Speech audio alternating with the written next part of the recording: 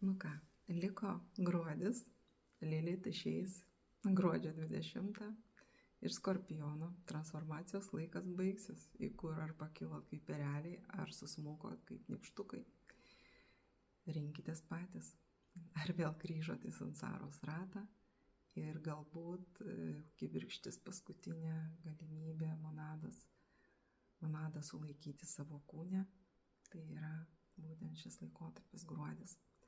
Kaip jį pragyventi?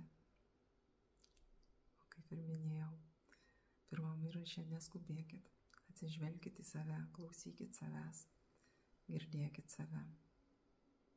Ir jeigu galvojate, kad kažkas ateis jums už rankos išneš, tai vat jūsų monado šeima jumis ir nešia, jūsų angelai sargai, tai ir yra jūsų monada.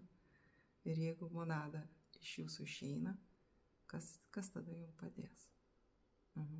Padės agresija, padės Asmadėjus arba Astragoras ir kas toliau, arba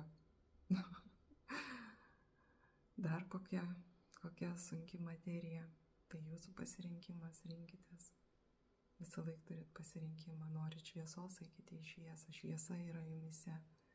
Kol yra jumise kibirkštis monados, jūs ją turit. Jeigu nebegirdit jos, tai turit problemą.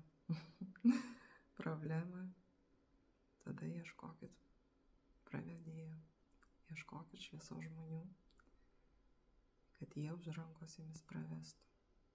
Tai yra, taip galimybė yra. Yra 9 žmonės žemėje, ieškokit jų. Sėkmės jums visiems.